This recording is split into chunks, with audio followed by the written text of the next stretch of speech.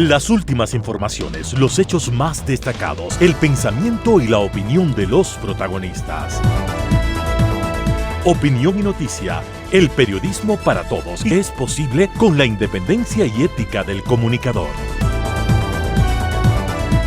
En Sucesos, las noticias y las voces de quienes las hicieron o son parte de ellas. Lo del país y del mundo, política y economía, lo social y del arte, el deporte, lo que usted espera saber cada semana. Opinión y noticia, porque interpretar y hacer entender lo que sucede es la razón de ser del periodismo. Con la conducción de Félix Narváez, empezamos.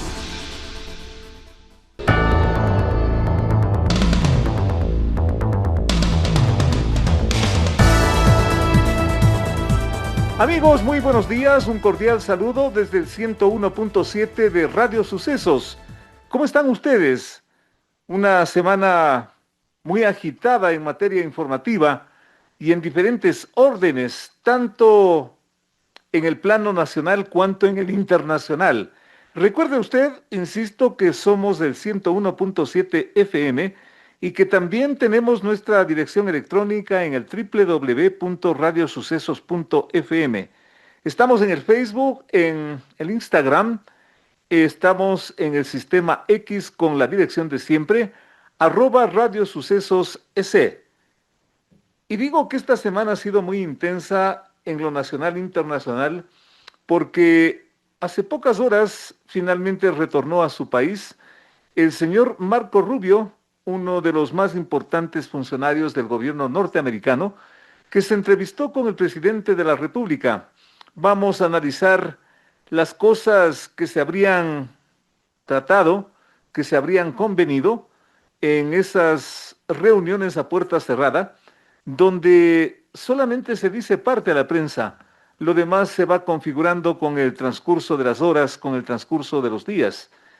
Estaremos haciendo contacto con el embajador Luis Gallegos, exministro de Relaciones Exteriores de este país.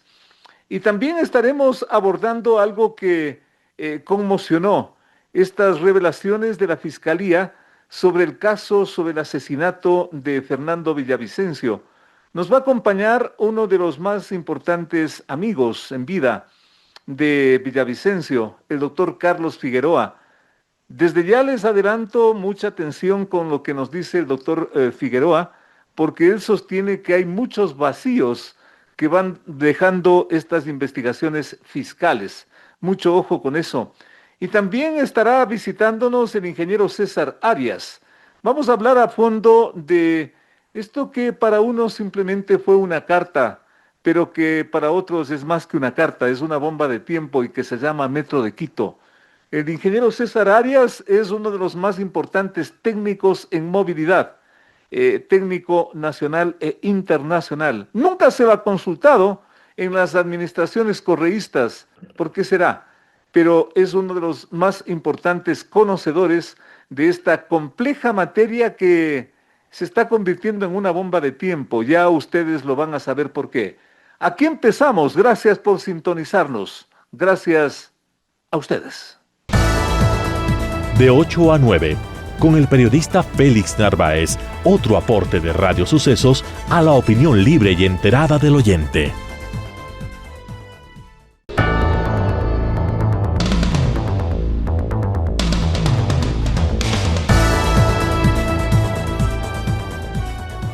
La fiscal Ana Hidalgo reveló un video en el que uno de los sicarios del presidenciable Fernando Villavicencio expresa a un agente del FBI norteamericano que ese trabajo textual, o sea, el crimen, era para el señor de arriba.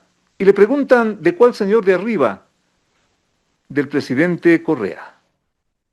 El video, con esa declaración reveladora, quedó incorporado al proceso investigativo al empezar la audiencia de formulación de cargos contra los 4 posibles autores intelectuales del magnicidio, vale decir, Daniel Salcedo, Javier Jordán, Ronnie Aliaga y el exministro del correísmo, hombre fuerte de ese gobierno, José Serrano. La fiscal pidió prisión preventiva para los 4 sospechosos, afirmando que hay elementos de convicción suficientes sobre la planificación y el financiamiento de este crimen.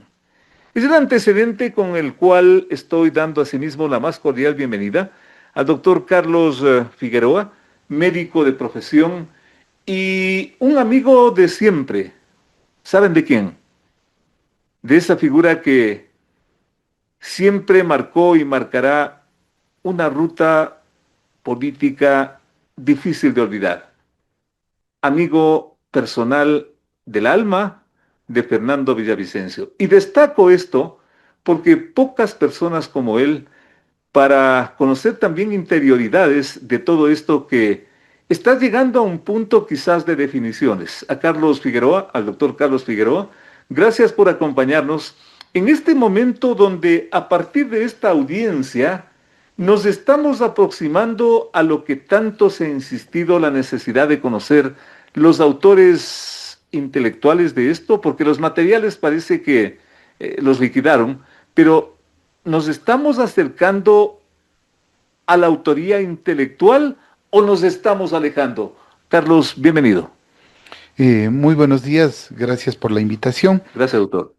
Yo creo que primero hay que dar un marco general de esto. Nosotros siempre mantuvimos, digo nosotros, por ejemplo, Cristian y sus amigos y los amigos más cercanos de Fernando Villavicencio, de que este asesinato fue un gran complot, donde tenían que ver partidos políticos, personajes políticos y mafias.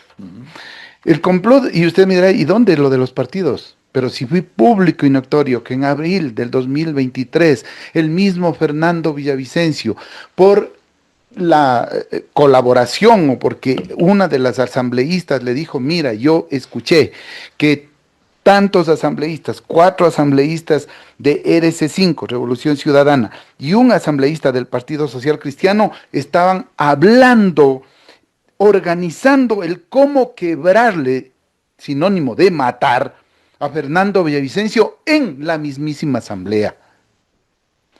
Días antes, también realizó declaraciones muy fuertes, que algunos de nosotros incluso aconsejábamos todavía no sacarlas.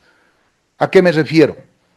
Por ejemplo, él dio a conocer, acuérdese usted, 2 meses antes, quiénes estaban manejando los puertos en Guayaquil, puertos privados.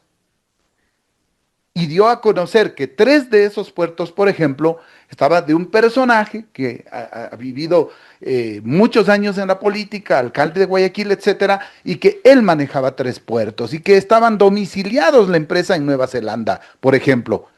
Y el señor le amenazó públicamente y le dijo, ya veré yo qué decisiones tomo.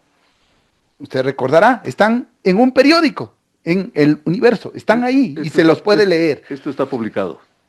Adicionalmente, Fernando no solamente hizo eso, sino que develó el caso León de Troya. Develó el caso de los aportes de campaña de Petro y la señora Piedad Córdoba, quienes incluso amenazaron. Piedad Córdoba le amenazó públicamente a Fernando Villavicencio. Y además hay cosas y cabos sueltos que las autoridades, que la fiscalía no tomaron en cuenta. ¿El principal? Voy a citar algunos, ¿sí? ¿Qué hacía el ECU 911 haciéndole seguimiento a Fernando y a quién entregaba esa información? Cuando candidato. Cuando candidato.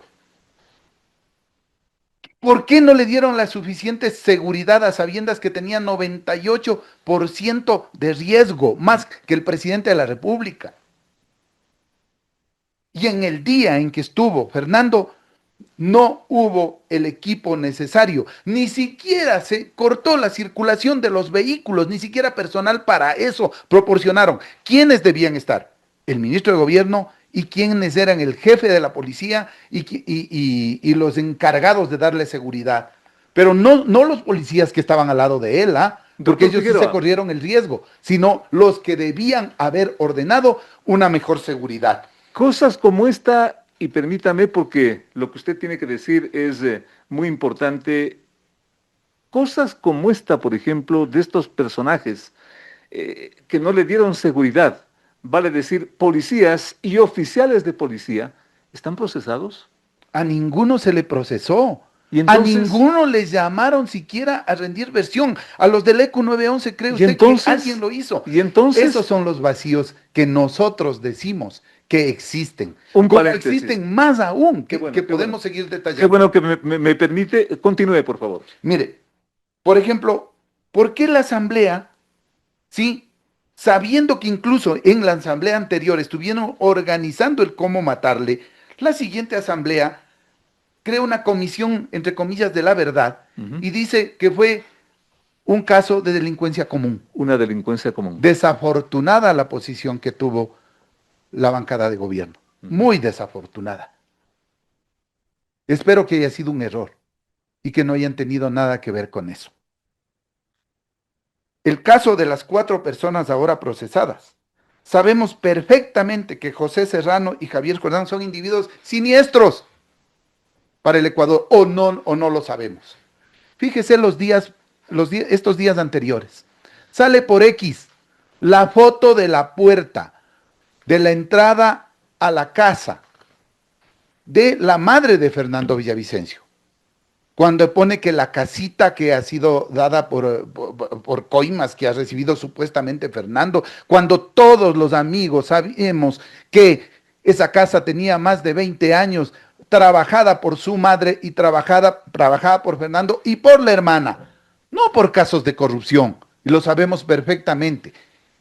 Yo, por ejemplo, lo sé, así es que a mí no me puede engañar, y no me puede engañar el señor con los artilugios que haya tenido. Ah, y una cosa, como así tiene la puerta de entrada una fotografía, si él está en Estados Unidos. ¿Quién le da haciendo ese trabajito a este señor? Sórdido. ¿Quién le sigue haciendo los trabajos? Exacto. Exacto. ¿Por qué hace eso? ¿Y por qué dice que está persiguiéndole, que sabe dónde están a las hijas de Fernando? Y estamos hablando de estos días. De estos días. No estamos hablando de hace años, estoy hablando de hace 5 días, cuando salieron los Twitter, los mensajes en X. Cuando saca y dice, papito, necesito tanto, papito, vean, los que somos amigos de Fernando, hemos sido, Cristian y todos los demás, saben perfectamente que esa no era el modo de trato de Amanda con su padre. Se equivocó, porque en estos días Amanda ha cambiado la forma de relacionarse, diría yo, y su padre ya no está. Pero ella incluso ha usado términos que no usaba anteriormente. Y con razón. ¿Ya? Claro. Entonces, créanme ustedes, que eso fue inventado. Porque el tipo no sabía que nosotros sí conocemos cómo era el trato, qué es lo que está haciendo en este momento este señor. ¿Qué está haciendo? Está tratando de intimidar a la familia. Lo mismo que ha hecho con medios de comunicación, porque él ha seguido juicio a Teleamazonas, ha seguido juicio expreso, al Universo. Insisto, ha amenazado a la periodista Ortiz, por ejemplo, y otros más. Insisto, Carlos, ¿de quién estamos hablando? Estamos hablando de Javier Jordán. Otro vacío, por favor. Otro vacío.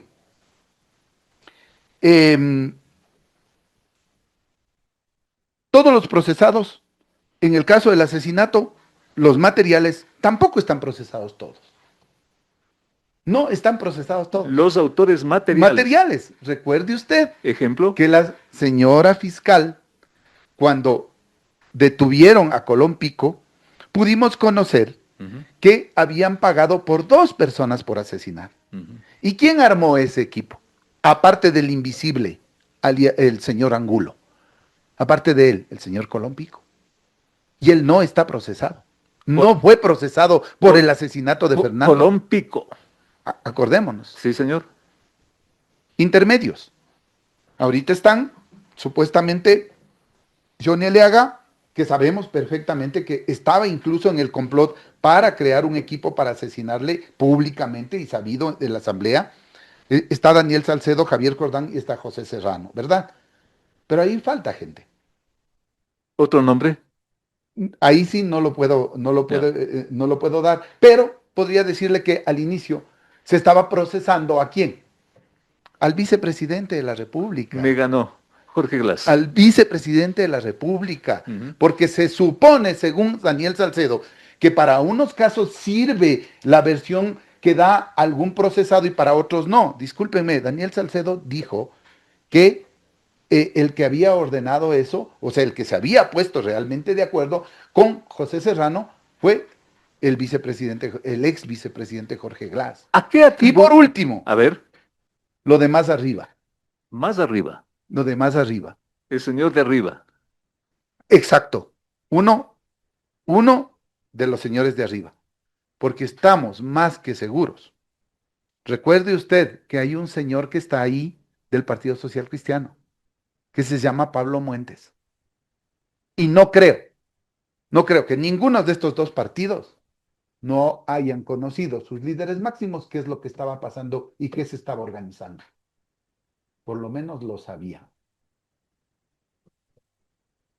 ¿A qué atribuye, Carlos, que este nombre de Jorge Glass, y no por machacar sobre un nombre que es altamente controvertido, ese nombre se haya caído o se esté cayendo de toda esta investigación? ¿A qué atribuye usted? Bueno, nosotros hemos tenido algunas informaciones, las que cuando se nos ha solicitado hemos dado esa información, pero nosotros también sabemos que el señor estuvo procesado y que debieron en algún momento haberle pedido su colaboración, pero que lastimosamente él no quiso seguir con esa colaboración. Me pongo en la otra orilla por la delicadeza del tema y de ese nombre. Este incidente que también se vio en la audiencia, ¿no da que pensar el incidente entre la jueza y la fiscal? La jueza planteando que hay una especie de inclinación política en los cargos. ¿Y qué piensa usted de ese momento? Bueno, a ver, pienso que la sociedad civil, que los amigos, que la familia, debemos también reclamar a la fiscalía, porque todo lo que yo le he dicho, ¿sí? Y más tienen esos elementos la fiscalía. Ellos son los que tienen. Incluso, como develaron en ese momento, los informes del FBI. Que usted recuerde, el teléfono de Fernando se fue al FBI. Y Mo- yo creo que fue por seguridad, porque nos daba terror, Motivo, miedo, motivo de controversia también el teléfono. ¿sí? Pero miedo de que aquí se tome la información y se comience a sacar todo y a poner las cosas que les conviene y otras que no les conviene. Desde esa otra orilla, Carlos, ¿se puede creer en la versión de un delincuente, Daniel Salcedo, que aparentemente era el que iba a venir a descubrir todo y el que iba a poner luces sobre esta situación? Un delincuente que está procesado, que está condenado y que pudo haber negociado su versión para que le rebajen la condena.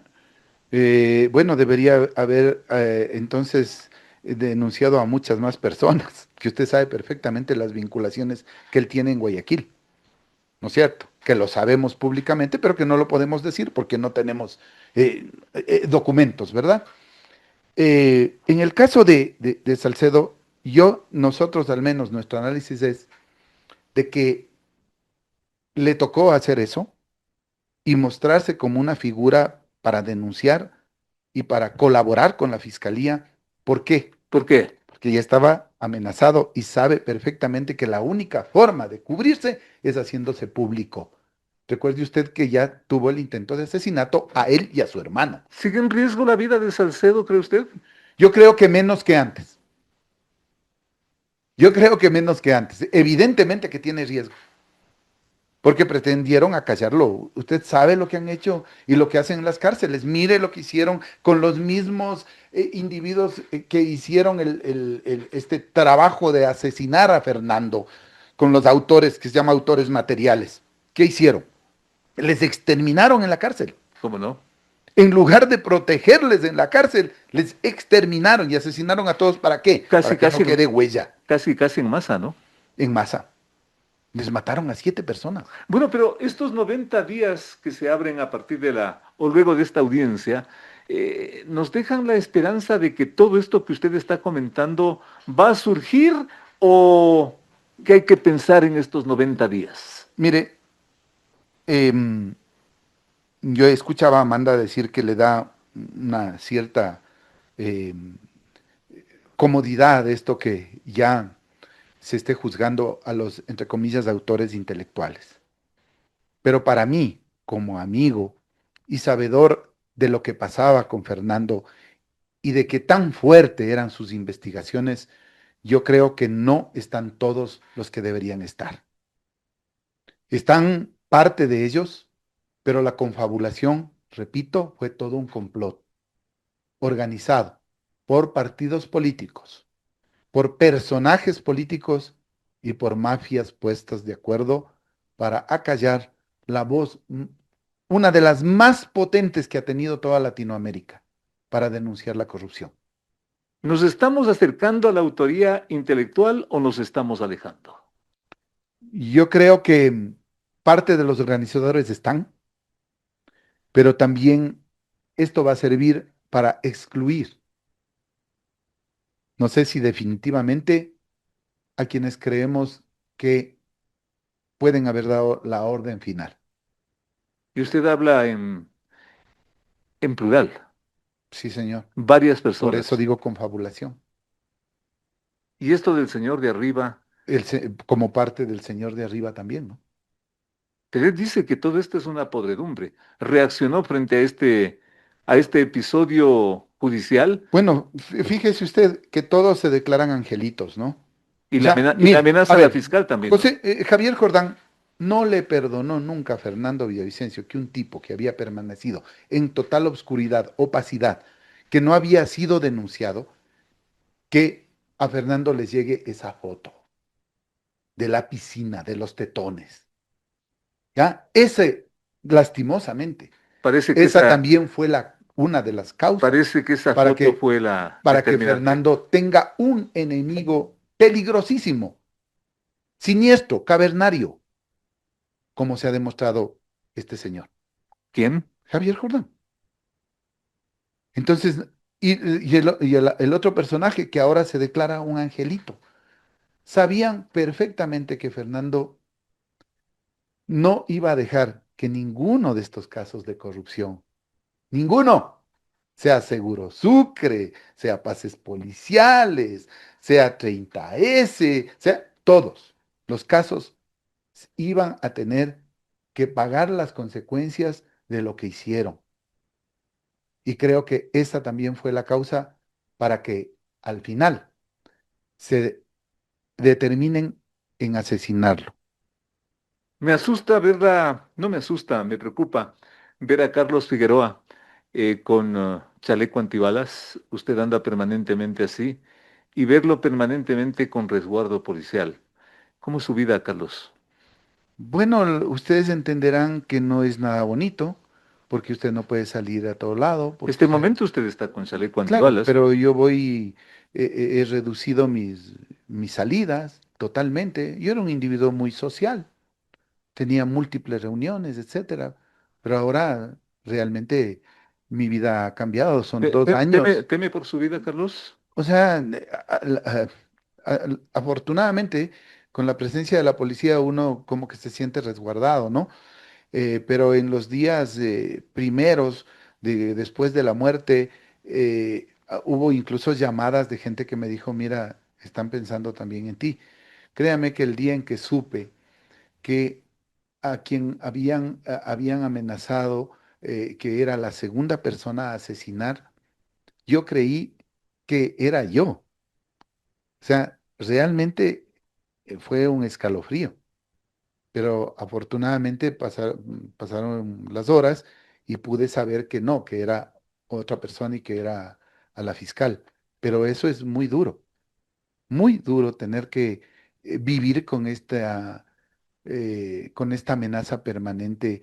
Y yo digo, miren, yo le debo a Fernando y creo que debo, lo único que le debo es hacerle honor y no puedo, por lo tanto, callarme, porque él me diría, es de cobardes. Y yo no puedo hacer eso. Con esas palabras me quiero quedar, Carlos, agradecerle por el riesgo de salir a la calle y venir a este programa también. Muchísimas gracias, Carlos. nuestra permanente solidaridad y atención sobre lo que ustedes hacen sobre este execrable crimen. Ojalá que no se repita.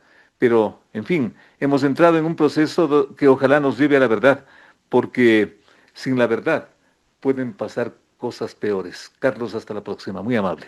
Muchas gracias. Gracias al doctor Carlos Figueroa, amigo personal, permanente, como ellos se decían, hermanos, de Fernando Villavicencio. Saquen ustedes las mejores conclusiones. Todo lo que nos ha relatado me ha dejado conmovido, pero esa también es la verdad cuando ocurre un crimen y de esta magnitud. Una pausa para volver con más.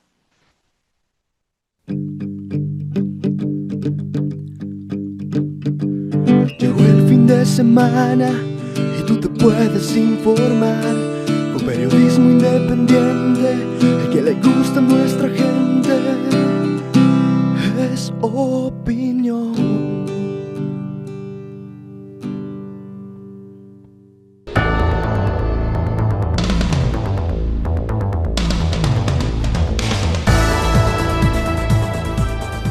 Trabajo conjunto contra el narcotráfico, la minería ilegal y el lavado de activos serían los ejes de los acuerdos tras las conversaciones entre el secretario de Estado de Estados Unidos, Marco Rubio, y el presidente de la República, Noboa, hechos que se cumplieron durante las últimas horas, o más bien hasta las horas pasadas, en el marco de una expectativa generalizada, yo diría tanto nacional como internacional. Los elementos son de dominio público. El alto funcionario norteamericano primero fue a México y luego llegó al Ecuador, tuvo estas reuniones de alto nivel, y los ejes que yo me he permitido mencionar, ejes de los posibles acuerdos, seguramente irán configurándose con el paso de las horas, con el paso de los días, porque al haber elementos tan delicados como los que están en juego, me estoy refiriendo y estoy pensando especialmente sobre el tema de la inseguridad, esto irá tomando forma, insisto, con el paso de los días. Pero por eso acudimos a la experiencia y al conocimiento diplomático de uno de los más conocidos embajadores de este país, el doctor Luis Gallegos, a quien le estamos diciendo un cordial saludo y una bienvenida a esta mesa de trabajo. Esta visita del alto funcionario norteamericano debe ser beneficiosa. ¿En qué sentido para el país? ¿O qué es lo que hay que esperar luego de estas horas de tanto comentario, de tanta inclusive suposición? ¿Cuál es su punto de vista, doctor, muy importante para el país? Adelante, por favor. Félix, primero muchísimas gracias por su invitación. Mi saludo especial a los radioescuchas y telescuchas de Radio Sucesos, ahora con las nuevas tecnologías. Yo creo que indudablemente pues una visita de un secretario de Estado es un hito de política exterior. Han habido otras visitas, yo acompañé a la señora Clinton, Mike Pompeo, y esta visita de Marco Rubio. Marco Rubio hay que ubicarlo entre los hombres más importantes de la administración Trump. Él fue senador por la Florida, así fue ratificado por 99 miembros del Senado, en lo que casi es una unanimidad, y verdaderamente se le ha encargado además el Consejo Nacional de Seguridad, el tema de USAID, si la desmantela o no, el tema, inclusive le han asignado los archivos nacionales de Estados Unidos. Seguramente Marco Rubio en el futuro, al igual que sus predecesores en la Secretaría de Estado, sea candidato a la presidencia de los Estados Unidos. ¿Cómo no? Así que es una persona con la cual podemos abrir un diálogo importante. Yo creo que el Ecuador, él lo conoce, estuvo aquí cuando era senador y tiene mucha relación con muchos de nosotros que hemos tenido quehaceres en la ciudad de Washington, asumiendo cargos dentro de la administración de distintas administraciones. La presencia de este funcionario importante para la inseguridad, para el tema de seguridad, importante para la parte económica, asunto financiamiento. ¿Cuál es la prioridad de los resultados que se verán en los próximos días? ¿Qué le dice su experiencia diplomática, doctor? Bueno, he visto el relatorio de la rueda de prensa ayer de la canciller Summerfield con Marco Rubio. Es una versión extensa, publicitada por ellos. No la he visto en medios ecuatorianos, en donde haya un detalle. Los medios ecuatorianos obviamente asistieron a la rueda de prensa. Los capítulos que se trataron fundamentalmente fueron de seguridad, en vista de que el Ecuador fundamentó uno de los requerimientos en el tema del gran problema de seguridad que vivimos en el Ecuador y el de sangre en nuestras calles.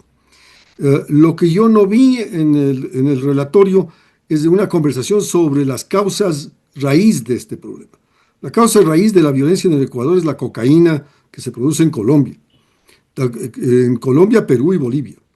En el año 2019 se producían 1.000 toneladas de cocaína en Colombia. Para el año 23 se producían 2.000 y hoy se producen 3.700 toneladas de cocaína. Y eso está saliendo como un reguero por todos los lados de Colombia a mercados internacionales que fundamentalmente son los mercados compradores. Entonces, Estados Unidos y los europeos son los mayores mercados compradores y hay entre 25 a 70 millones de personas que compran cocaína. Mientras ellos no dejen de comprar cocaína, mientras ellos no dejen de comprar a gigantescas sumas, no habrá una solución a los problemas que nos enfrentamos en la violencia en las calles del Ecuador. Mientras porque además no se... viene acompañado de armamento, viene acompañado de la venta de oro. Otro de los temas que marcó Marco Rubio dentro de su intervención es la explotación ilegal de oro y la pesca ilegal.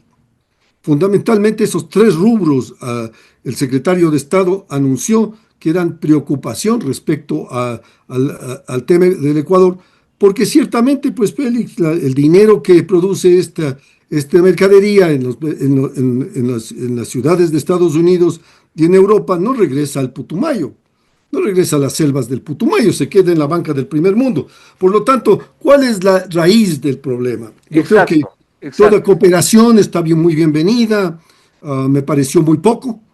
Yo le podría decir que el Ecuador, con el incremento del IVA al 15%, es 1.319 millones. Ayer Estados Unidos entregó 20 millones de dólares y eso es, el Ecuador gasta 60 veces más. Yo hubiera esperado una mayor y más fuerte contribución, no solamente en términos económicos, sino en términos de un centro de inteligencias, de comportamientos de tipo equipos, de otro tipo, para controlar el flujo de la cocaína a ese país. Yo creo que es muy importante señalar que tiene que haber acuerdos militares. El señor Guillermo Lasso firmó 3 o 4 convenios con los americanos permitiendo el ingreso de tropas a territorio ecuatoriano, la interdicción naval, la interdicción aérea, o sea, todos los elementos están allí para una colaboración. Pero yo también creo que es importante vincularlo a 2 elementos que deben estar en la agenda ecuatoriana, y uno de ellos es el tema migratorio. El Ecuador tiene entre 100.000 a 200.000 o 300.000, según el cálculo, migrantes no documentados en Estados Unidos. Bueno, ¿qué vamos a hacer con ellos? ¿Qué va a hacer el gobierno, los consulados, en esta situación en donde les están deportando y donde llegan 3 aviones semanales a Guayaquil? ¿Qué acuerdos llegaron respecto a estos temas? Todos los días le vemos a la secretaria de Homeland Security en las pantallas de televisión nuestras invitando a que se deporten voluntariamente o serán perseguidos. Bueno, entonces ese es un tema para el cual lamentablemente el Ecuador, por su pobreza, por la falta de empleo, tiene ecuatorianos en distintos países en forma no regular. Yo creo que es importante el que se le ofrezca a Estados Unidos y se haya acordado que vengan hasta 300 refugiados, en lo que a mí me parece más bien un mecanismo disuasivo, ¿no? 300 refugiados vienen al Ecuador, van a ser pagados por Estados Unidos, mientras sus juicios terminen en Estados Unidos. Lo mismo le han pedido a Guatemala, a Honduras, a Costa Rica, a Panamá, para alivianar la carga de refugiados en Estados Unidos. Lo mismo ha pedido en África, a Ruanda, a Uganda, a Sudán del Sur. Pero en realidad un refugiado fundamentalmente pedía asilo porque su vida corría peligro. Esta aceptación por parte del Ecuador, ¿qué repercusiones tiene con relación a los migrantes ecuatorianos? ¿Qué beneficio tiene para los migrantes ecuatorianos? ¿Van a minorar las deportaciones? ¿Vamos a tener otro trato hacia los ecuatorianos? Esas son las preguntas que nos hacemos los ecuatorianos respecto a estos temas. Cuando hablamos de comercio, nosotros estamos hablando de un arancel que principió por ser el 10%, rompiendo todas las reglas internacionales. La administración Trump rompió el fundamento del comercio internacional. El Ecuador vendía el 75% de su producción a Estados Unidos bajo el principio de la nación más favorecida, que creamos en 1948 y que fue parte del estatuto básico de la OMC. Estados Unidos ha roto eso. Pero me sorprendió que suba de 10 al 15% y nos coloque en el mismo arancel que Nicaragua y Venezuela. Si hay tal amistad, ¿qué es lo que está pasando? ¿Cómo vamos a negociar un tratado con Estados Unidos? ¿Cómo vamos a mejorar nuestro acceso? ¿Por qué? Porque la lucha contra los narcóticos no solo se produce con pistolas, drones y aviones, se produce con prosperidad, con desarrollo. Se produce con producción. Cuando nosotros tenemos el 48% de la población rural en situación de pobreza. Nosotros no podemos luchar contra carteles de la razón fundamental del ensangrentado de nuestras calles, si esto nace de un mercado internacional. Este eufemismo de que es una guerra interna sin connotación internacional, yo no comparto. Pues. Si la raíz fundamental es que la droga viene de otro país, pasa por el Ecuador y causa aquí un desangre, siendo los meses los más violentos de la historia del Ecuador. Entonces, usted ve ahí una asimetría. Los principales ejes de esta situación, cómo no. Doctor, me están dando acá la señal, prácticamente nos hemos quedado sin tiempo, pero muy interesante este análisis que usted nos está haciendo y me quedo pendiente para una próxima oportunidad, doctor, porque realmente se nos terminó el tiempo. Muy importante para que el público saque sus propias conclusiones. Doctor Gallegos, hasta una próxima, muy amable, muy gentil. A sus órdenes, Félix, tenga una buena tarde. Gracias al doctor Luis Gallegos, ex ministro de Relaciones Exteriores de este país. Esta reunión tan importante entre el delegado norteamericano, secretario de Estado de los Estados Unidos, y el presidente de la República. Una pausa, volvemos con más para ustedes. Entrevistas importantes que tú quieres escuchar, la mejor información, la más grande opinión, periodismo de verdad. Con Félix Narváez.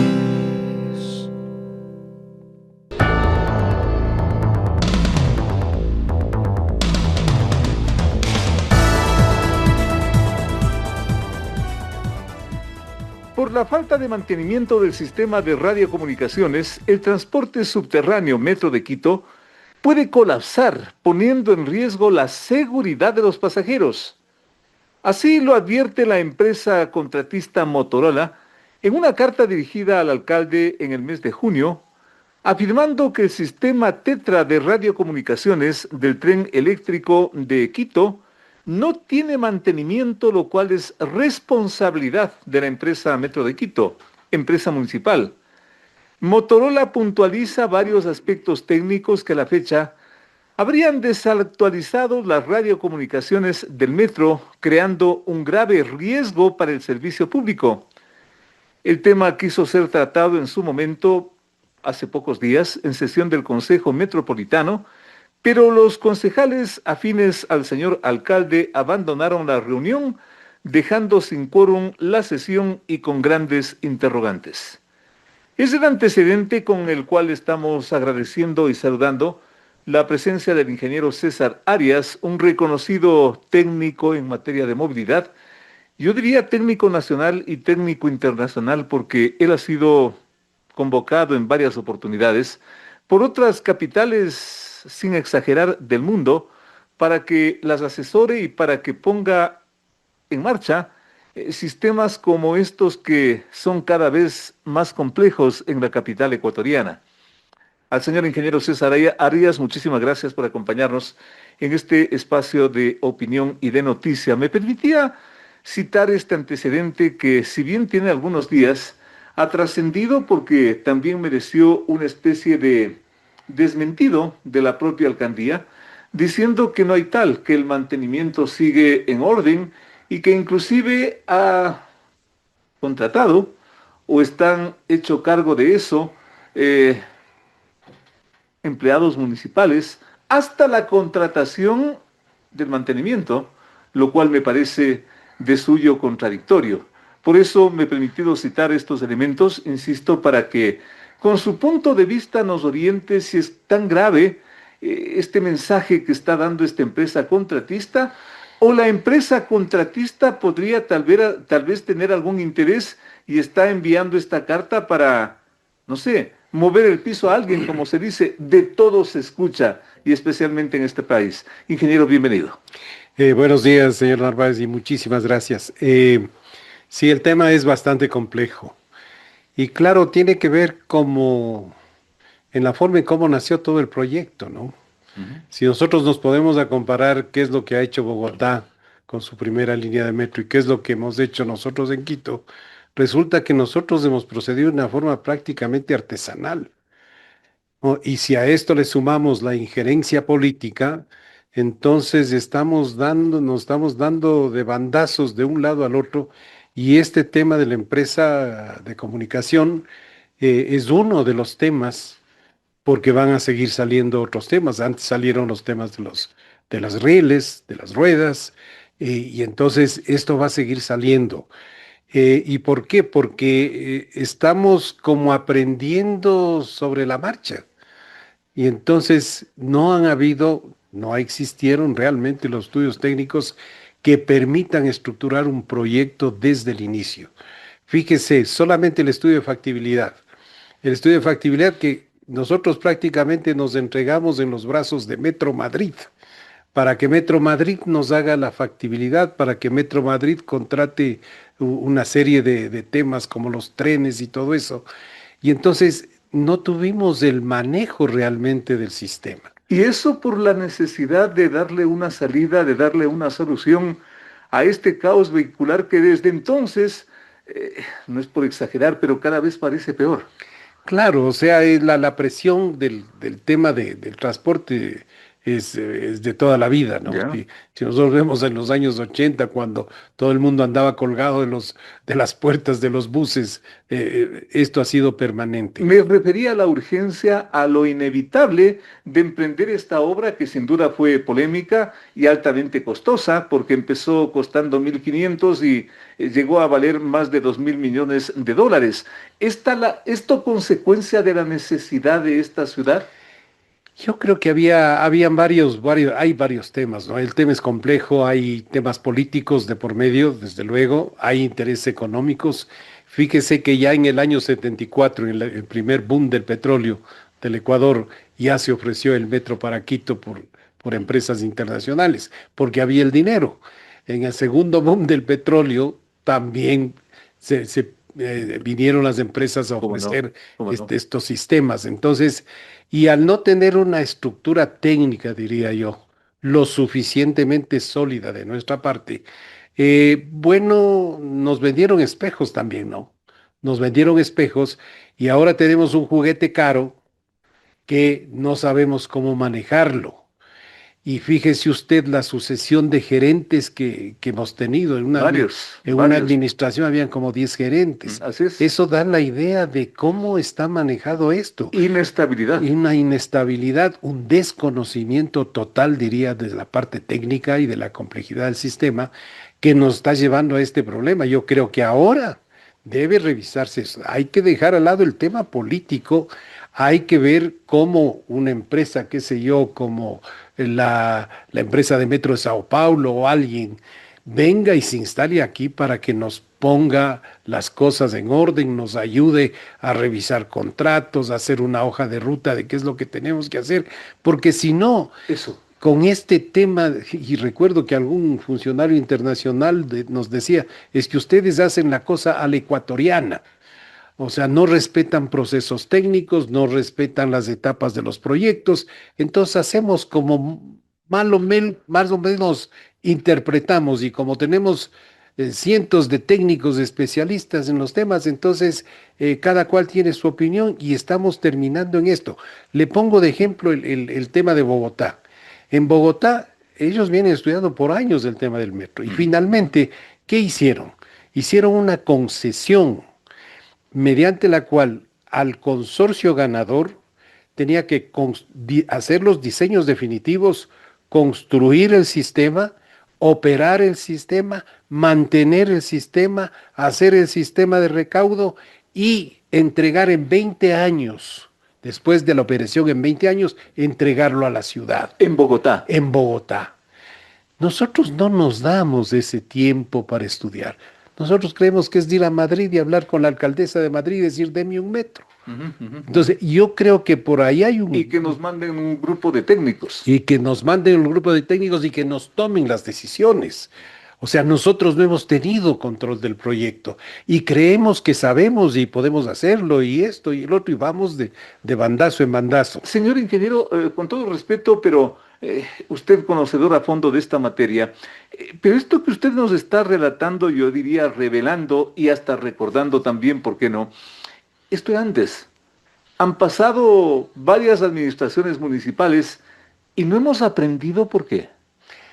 Porque tratamos los temas superficialmente, porque no tenemos el conocimiento técnico, porque las decisiones que se han tomado son, pero absolutamente con un análisis totalmente sencillo. Un ejemplo práctico para que el público Vea, se por grafique ejemplo, esta situación. solamente el sistema de recaudo. ¿Ya? El sistema de recaudo sí es que vamos a pagar con el celular y que no sé qué, y nos ponen unas ideas ahí. ¿Y cuáles son los problemas que hemos tenido con el sistema de recaudo? Fíjese, desde la inauguración del trole Sí, hasta señor. que Sí, ahora señor. más o menos funciona el sistema de recaudo, cuando ese es uno de los primeros temas que tiene que estar funcionando. ¿Qué es esto y del bien. sistema de recaudo? O sea, todo el sistema que permite pagar las tarifas, que permite tener los elementos tecnológicos suficientes como para hacer el manejo del dinero que ingresa al trole, pues. Entonces, todo eso es un sistema. ¿De acuerdo? ¿No es cierto? Todo es un sistema que necesita un hardware, un software, necesita una serie de pruebas y necesita saber que a usted no le están robando la plata, etcétera, etcétera. O sea, todas estas cosas, el sistema de mantenimiento de los trenes, el sistema de ventilación, acuérdense los problemas que hemos tenido con el sistema de ventilación. Por favor. ¿Quién hizo los términos de referencia sin que exista aire acondicionado, por ejemplo? ¿No es cierto? Después nos quejamos de que las estaciones del metro están muy calientes, etcétera. Ahora nos dicen que ya en determinadas horas el metro va repleto. ¿Y en cuántos pasajeros estamos? En 160,000. Y dijimos que vamos a transportar 400,000. Porque eso es lo que se necesita para que sea financiable. Claro, imagínense que se dejaron 5 estaciones de reserva, una de esas la de la Plaza del Teatro, otra la de la Villaflor, etcétera, que no se van a construir, yo creo que nunca, ¿no es cierto? Y que afectan a la rotatividad de los pasajeros. Este es un punto fundamental también dentro de toda esta preocupación, ingeniero. Y recuérdenos, ¿cómo es esto? Y tiene usted toda la razón, esto de las estaciones de reserva que quedaron ahí en el aire. Por favor. Claro, habían 20 estaciones, Así se es. construyeron solamente 15. Y por eso es que la distancia entre estaciones es de aproximadamente 1,5 kilómetros. Entonces, si usted, y creo que alguno de mis colegas arquitectos decía, y bueno, ¿qué va a pasar con toda la gente que sale de la boca de la estación de San Francisco? ¿No es cierto? Es la única estación para el centro y usted vaya a ver la cantidad Es la única, Claro. y así es, así es. Entonces, ¿cómo hace esto? Yo he ido al centro y a veces he tratado de regresar, tengo que regresar en trole porque no hay posibilidad de ingresar en la estación de San Porque Francisco. la siguiente vendría a ser la de la Plaza del Teatro, Sí, que quedó en el aire, que en el aire. quedó en el aire y que no se hizo. La siguiente es la de la Alameda. La Alameda. Y de ahí usted pasa hacia el sector de la Rodrigo de Chávez. De lo que se recuerda, ingeniero, para completar esto que me parece extraordinario decirlo en público, esas paradas pendientes hay que volver a cavar para que el público entienda? ¿O quedaron ahí simplemente de poner unas gradas y ya está? Hay que hacerlas. Y en ese sentido, Qué tenaz. la gran pregunta es, Qué tenaz. ¿qué pasa con la operación del metro actual si tengo que construir estas estaciones? Sin embargo, fíjese la incoherencia. Queremos ya extender el trole a Es- Calderón. Eso le quería preguntar. Entonces, Habiendo ese antecedente, ¿podemos pensar en ir hasta Ibarra seguramente? no, pues, o sea, usted está viendo que ha sido una inversión que realmente no le está dando los retornos a la ciudad Así como es. debería ser. Ujú. O sea, es un gran sistema el metro, eso nadie lo duda. Nadie lo duda. Le está sirviendo a ese porcentaje, a esas 160,000 personas que utilizan diariamente el sistema. Sí, pero ¿y qué pasa con los más de 3 millones de personas que vivimos en Quito y que no utilizamos el sistema? Y en estas circunstancias, ¿hasta cuándo puede aguantar, entre comillas, esta situación? Es impredecible, ¿no? Porque cada vez van a seguir saliendo problemas. Porque esto no puede ser indefinido. Si es que no se toman las medidas, va a ser indefinido. O sea, este momento hay que sentarse tranquilamente, evitar el tema político en esto, como le digo, tener una gran asesoría internacional, porque además nos falta humildad. Nunca hemos tenido un sistema de metro y no somos capaces de pedir asistencia técnica, ¿no? Entonces necesitamos una asistencia técnica de gente que sabe y sacar la injerencia política y tener una hoja de ruta, porque ¿cómo es posible que solamente se haya contratado la operación y no el mantenimiento? ¿No es cierto? Eso no, o sea, no tiene asidero. Inconcebible. No tiene De asidero. acuerdo, Entonces, de acuerdo. desde el principio, vea, le pongo el ejemplo de Colombia. Cuando la línea del metro de Colombia comience a funcionar, va a tener sistema de recaudo, va a tener mantenimiento, va a tener Como debe ser. todo como debe ser.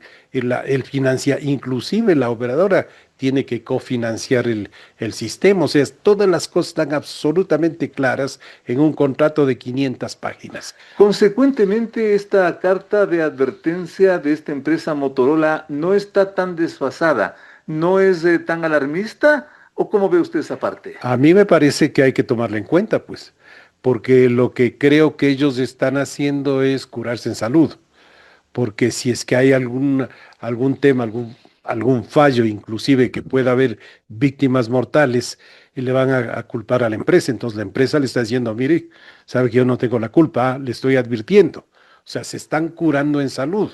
Y yo sí creería que la advertencia de la empresa es muy seria. No creo que una empresa como Motorola, me parece que es la empresa, Motorola, eh, que va a tiene ser inclusive su prestigio internacional, Claro, las empresas viven del prestigio. totalmente. Usted no puede arriesgar su prestigio y que mañana le digan es que la empresa Motorola que puso un equipo en Quito ha causado tantos accidentes o tantos muertos. Ujú. Entonces yo creo que es una seria advertencia que tiene que ser tomada en cuenta y no se puede poner la municipal a decir, no es que no es así, sino que yo ya tengo mi personal que aquí está más o menos manteniendo.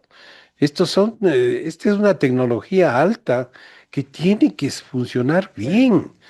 El sistema metro necesita una alta gerencia. O sea, no es posible de que yo de concejal vaya y diga, no, póngale al fulanito de tal que sí parece que se ha graduado en una universidad de no sé dónde y que tiene cero experiencia en el tema. Así no se manejan las cosas. ¿No es cierto? Si es que yo contrato un periodista que yo necesito para determinada actividad, tengo que analizar primero la experiencia. No voy a decirle el que primero se graduó en la universidad, venga y siéntese aquí, pues, ¿no es cierto? ¿Cómo Y, ocurre actualmente? y en temas técnicos esto es grave porque Totalmente. trae unas consecuencias que son difíciles, ¿no? ¿Qué hacer consecuentemente para darle una conclusión a esto, señor ingeniero? ¿Qué hacer? Porque lo que usted nos está relatando y nos está diciendo, con todo respeto, no he escuchado a nadie. ¿Qué hacer a partir de este momento? Porque estamos con una bomba de tiempo. Y yo creo que sí, vamos a tener sorpresas por lo menos, vamos a tener sorpresas. En mi opinión, vamos a tener sorpresas. Ya. Entonces, lo que hay que hacer ahora responsablemente es sentarnos tranquilamente, inclusive si es que hay que conciliar con los señores concejales, etcétera, ponerse en función de ciudad, demostrar un poco de humildad, y decir, bueno, vamos a tener necesidad de una asesoría internacional de gente que tenga decenas de años de experiencia. No conozco esto, por favor, oriénteme. Exactamente. Humildad Humildad. e ante todo. inteligencia. Inteligencia y sabiduría y sobre todo practicidad. Porque sobre esa base, elaborando una hoja de ruta de lo que tenemos que hacer, analizar este contrato solo de operación, el contrato de mantenimiento que ya también está en ciernes, el tema de las paradas de reserva, el tema del manejo de la demanda, el tema de los otros sistemas como el de recaudo, cuáles van a ser las previsiones futuras sobre el financiamiento que necesitamos para una cantidad de cosas. Esto del financiamiento es terrible. Claro, porque usted sabe, me parece que está sobre los 50, 60 millones de dólares anuales Así es. que la municipalidad está enviándole a la empresa de metro. Entonces, todas estas cosas no podemos nosotros ir sin un rumbo, sin una dirección. Tenemos que sentarnos, tener una asesoría técnica adecuada, establecer una hoja de ruta para hacer los contratos de mantenimiento, etcétera, etcétera, y tratar de evitar esta parcelización de las cosas. Por un lado el mantenimiento, por otro lado el recaudo, por otro lado la operación, por otro lado la limpieza de las estaciones. No es así, o sea, Un es conocedor un sistema. como usted, señor ingeniero, ¿por dónde recomendaría que hay que enfrentarle a este toro que nos estén vistiendo? Yo creo que hay que ir al metro de Chile o hay que ir al metro de Sao Paulo, que son sistemas ya consolidados, empresas que tienen sus técnicos de primera, Así es. hacer convenios, pues, hacer un equipo de trabajo para Quito y que haya una asesoría técnica de primer nivel y que se marque una hoja de ruta para ver cómo hacemos con esto. O sea, ¿qué vamos a hacer? Que los contratos que se tienen, hasta dónde tienen que ir, mientras tanto, ¿qué tenemos que hacer? ¿En qué año consolidamos todo? No sé. O sea, tiene que haber una dirección que se ponga y que se cumpla y que sea independiente de las alcaldías, ¿no? Un ingeniero de tanta experiencia como usted, y no estoy echándole flores, sino simplemente señalando lo que es una realidad.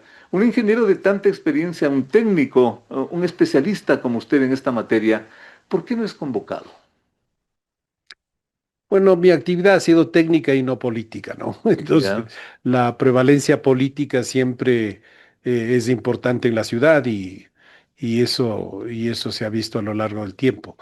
Pero yo creo que es necesario que hoy nosotros como ciudad nos dejemos de tanta hojarasca que tenemos encima Totalmente, totalmente. y nos sentemos a ver cuál es el futuro del sistema metro. A ratos me da la impresión que esta ciudad colapsa. Sí, o sea, hay síntomas, ¿no? Hay síntomas Ujú. en todos los lados, porque, o sea, vuelvo y repito, me parece que se maneja con mucha ligereza, ¿no? Se dijo, vamos a hacer el metro como que si íbamos a construir a lo mejor una casa o alguna cosa de esas, ¿no? Entonces, no se hacen los estudios como se debe hacer. No hay el equipo técnico de base nacional que esté asesorado con lo internacional y que aprenda. Porque de un tiempo a esta parte, por ejemplo, desde que se votaron no solamente en la ingeniería, sino en todas las profesiones, a los profesionales viejos que ya no servían, que había que dar paso a los jóvenes, etcétera, lo que se dio paso es a la inexperiencia. Y uno ve La improvisación. y a la improvisación, y uno ve en los sectores públicos, en ministerios, donde antes habían, en el caso de mi profesión, ingenieros, Y en no mucho pocos talante. privados, de paso, ¿ah? Claro, Sí, señor. donde ya no se acabó esto y se implantó el Google y el PowerPoint, Ujú. ¿no es cierto? Y ahora Entonces así se la vende todo. inteligencia artificial en base a lo Y cual ahora- se hace y deshace todo. entonces ahí se ha perdido mucho en el país en en la transferencia de conocimiento de los viejos a los jóvenes. Ha habido una brecha muy grande en cómo hacer las cosas. Aquí en Quito se han hecho proyectos grandes en el Ecuador. Fíjese la, la, la, la hidroeléctrica Paute. Ah, ¿cómo se hizo? Con un gran concurso nacional, claro, internacional también, pero con un gran apoyo nacional. Ujú. Entonces, ya cuando vemos a la Coca-Cola Sinclair ya es otro cuento, ¿no? Pero en Quito mismo, el proyecto Papayacta, el proyecto de agua potable, Por favor. ¿no es cierto? todo eso se hizo Administración de con- paso de Rodrigo Paz. y con administración de don Rodrigo Paz, y se hacen bien las cosas, o sea, respetando los tiempos, respetando las etapas de estudio. Claro que él decía, no, yo no hago con mucho estudio, me decía a mí personalmente, pero él a mí me dio el tiempo suficiente como para estudiar el proyecto Trolebús, por ejemplo. Ujú, ujú. Entonces, si no se queman esas etapas, si no se da la suficiente atención a la etapa de planificación, Planificación. si no se tiene ese enfoque, los resultados no son los mejores. Gracias a nombre de la ciudad, señor ingeniero. Usted no es muy dado a aparecer en público, pero gracias sinceramente porque sus palabras son sabias, fruto de un amplio conocimiento y sobre todo de una enorme transparencia. Ingeniero, muchísimas gracias. Hasta la próxima. Le agradezco mucho a sus órdenes. El ingeniero César Arias, técnico ecuatoriano de reconocido prestigio internacional. Hablando de esto, miren ustedes, si es que pensaban que la carta de la empresa Motorola es simplemente una carta que se traspapeló y que de paso se escondió aparentemente en alguno de los escritorios municipales. El asunto parte de eso, pero es mucho más complejo de lo que es, mucho más complejo de lo que es. Un juguete caro, como dice el ingeniero César Arias, nos va a costar muelas, si es que la autoridad municipal no maneja técnicamente y no acude a la asesoría internacional, porque lo que se desconoce hay que pedir ayuda, señor alcalde. En un momento volvemos con más. De 8 a 9, con el periodista Félix Narváez, otro aporte de Radio Sucesos a la opinión libre y enterada del oyente.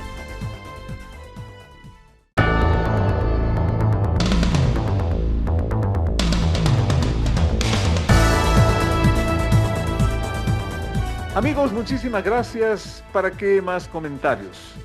Los 3 temas fundamentales que nos han preocupado durante la semana que termina, lo hemos abordado. El Metro de Quito, la presencia del señor alto funcionario norteamericano, están allí en la palestra de la expectativa, y desde luego todo esto que nos está relatando con carácter, yo diría, revelador, el mejor amigo de Fernando Villavicencio. Qué cosa tan terrible, qué cosa tan terrible. ¿A dónde puede llegar la política mal entendida y que yo creo que está muy enraizada?